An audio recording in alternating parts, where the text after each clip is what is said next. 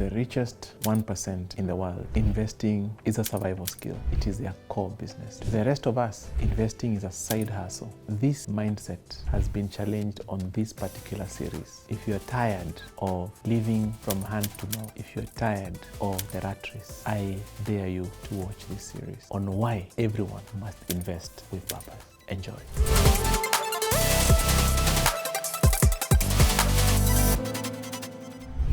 I want to address this question to a young man. I am a young graduate from university. I am just starting life, and I've just listened to Pius talking about investing with purpose. How can this investing with purpose help me to achieve financial independence? I like to answer this question always by reflecting. You know, they say the best, hindsight is always the greatest wisdom. When I think of myself, if I was to go back to the days I had just left university, what would I have done differently? Number one, I would have delayed my leaving.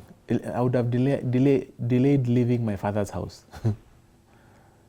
For a very simple reason. I would have set myself a target and say, when I get my first job, I will start my investing with purpose journey with a target of making, let's say, 100,000 or 50,000 a month. And because now, so I don't want to start having so many obligations of paying rent, you know, and all the other things that you get covered for you when you're in your father's house. So I would have I would have delayed maybe leaving my father's house by maybe 3 years. Dedicate those years to investing almost my entire salary, you know, and I would have spoken to my parents and told them, allow me, just give me these 3 years. I want to make sure by the time I leave my father's house, my bank account can receive 100,000 every month. Imagine if as many people as possible who are coming off school, by the time they leave their parents' house, they have a portfolio that is generating at least 100,000 every month. Imagine how many people would save from the onset from joining the rat race, because most of us, we set up ourselves for failure right from the beginning. You get your first job, you're out of your father's house, you start paying bills, you start having all these unnecessary obligations, you know, and your expenses and your salary are actually the same, if not more. Sometimes you even need a boost from your father or your mother, because by 15th of the month, your salary is gone. Yeah? And you consider it to be small. But if you start with the mindset, I'm leaving my father's house when I have 100,000 comfortably checking into my bank account, I'm of a different mindset. I set up myself for such success because I will never join the rat race. My next move, so that 100,000 will be my lifestyle portfolio. My next move is when now I move out of my father's house, I would make sure I limit my expenses to my 100,000. That is money that is generated by my lifestyle portfolio, not by my salary.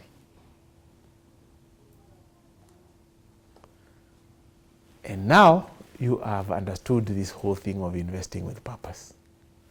Because remember, you're still young, you're still earning a salary, you still are growing in experience, so you haven't even experienced your prime years.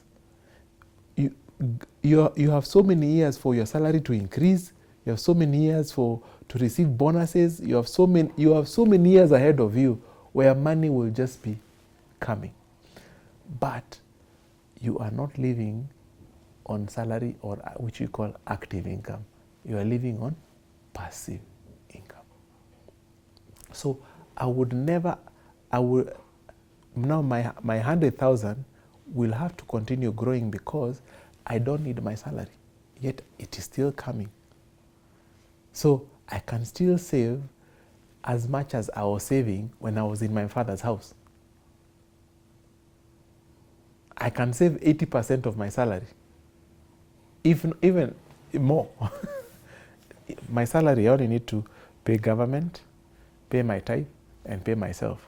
I don't need it. I have my 100,000 coming from Nabo Capital every month.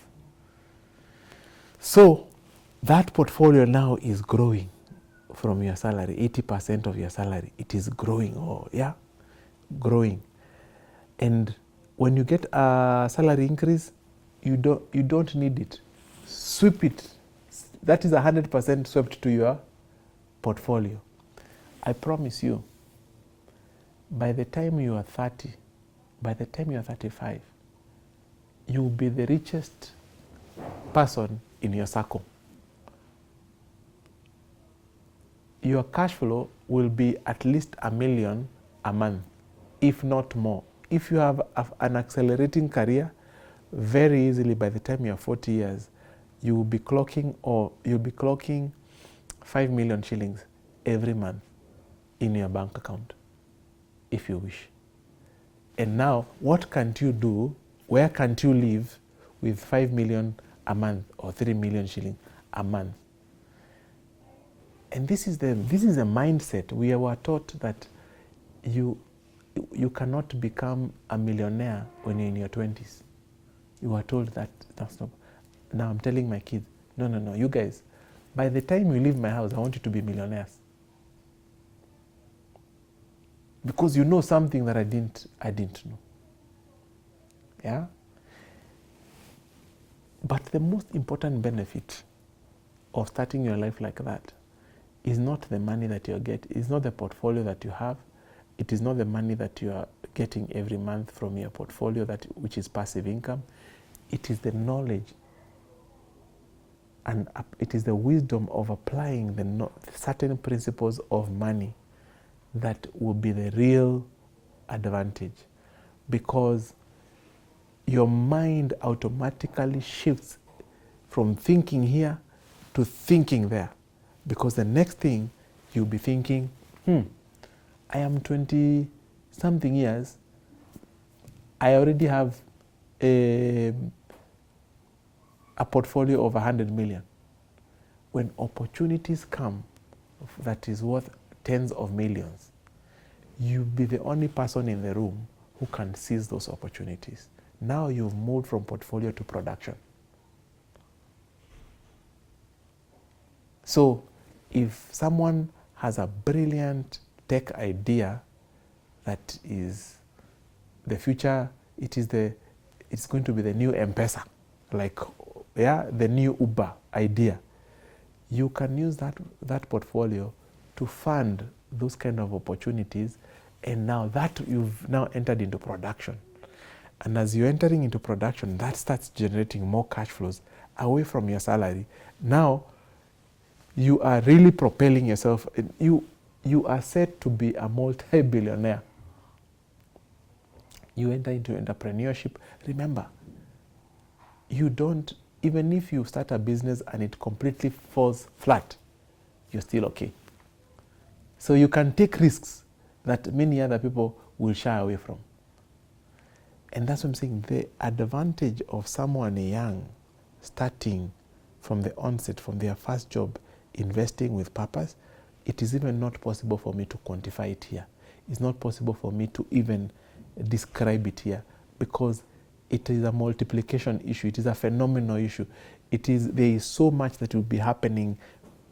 Your eyes will be open to opportunities that are not obvious to your peers. So that's how I would describe such an why every young person should leave their house, their family, their parents' house, having some level of passive income.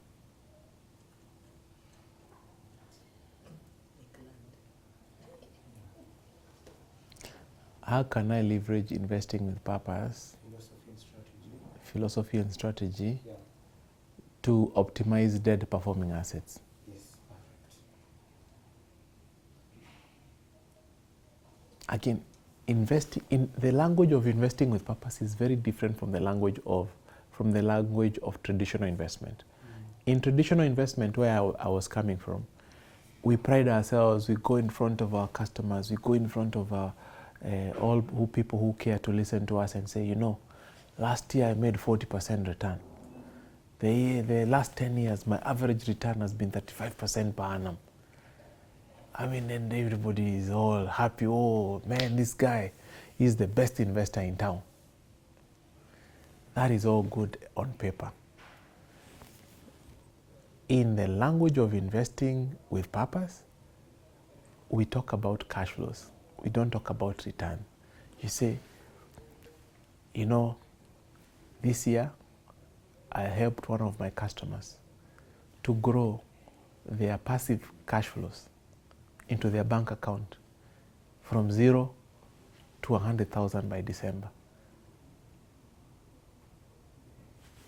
I helped this organization, which had a huge underperforming portfolio from, let me give an example. I know one particular customer that I was helping.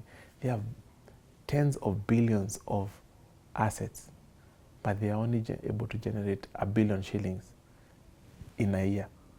See, that kind of customer is a candidate for investing with purpose, because if you have tens of billions and you can only generate 1 billion, okay, 1 billion looks like a lot of money to many people, but in the context of 30 plus billion, it is an underperforming portfolio. So then the question and what we've been trying to do is how can I help this customer move from generating 1 billion cash flows to 10 billion cash flows or 5 billion cash flows every year? So you can see, investing with purpose, we talk about cash flows. Traditional way of thinking, we talk about return.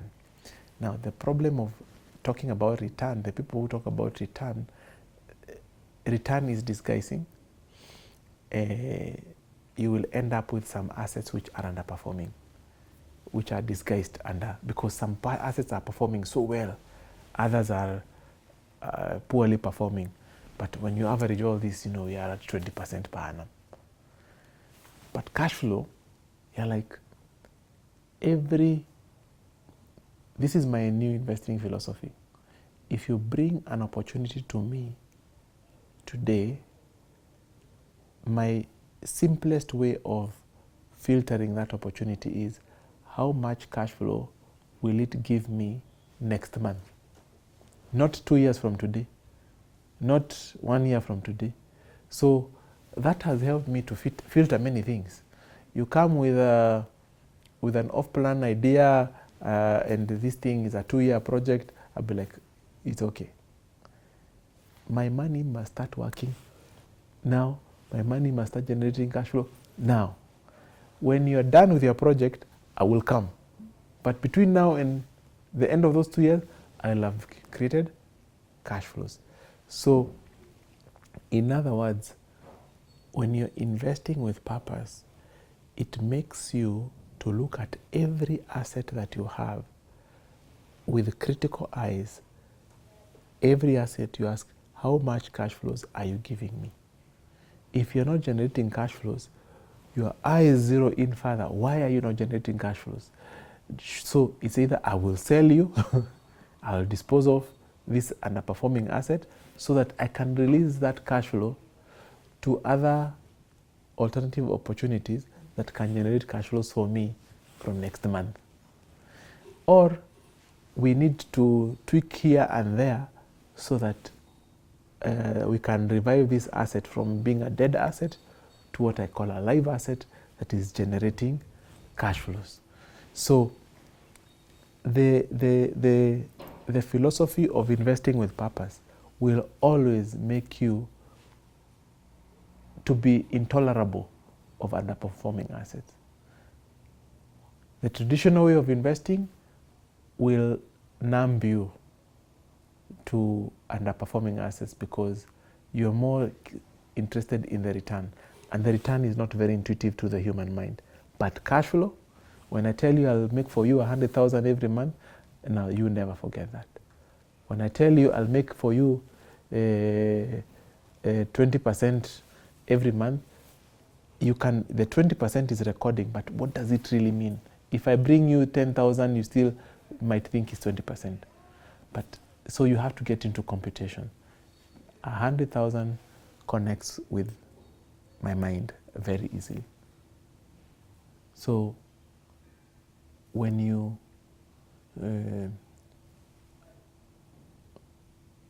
the mindset of investing with purpose helps us to shift our thinking or perspective of investing from being a side hustle to our core business. My children will not inherit my title as the CEO of Nabo Capital. My children will not inherit the things we pride ourselves on, but they will inherit my portfolio. What will matter the most to them is the cash flows that come from my portfolio. The best investment, the best inheritance I can leave my children is the cash flows that I generate through my portfolio.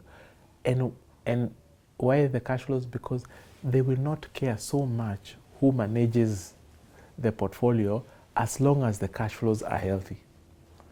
Yeah.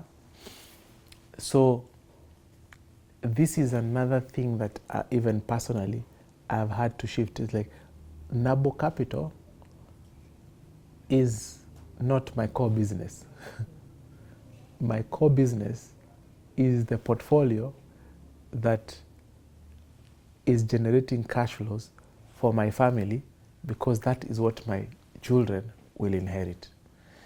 And I used to wonder, how does Chris Kirubi manage all the companies that he's involved in?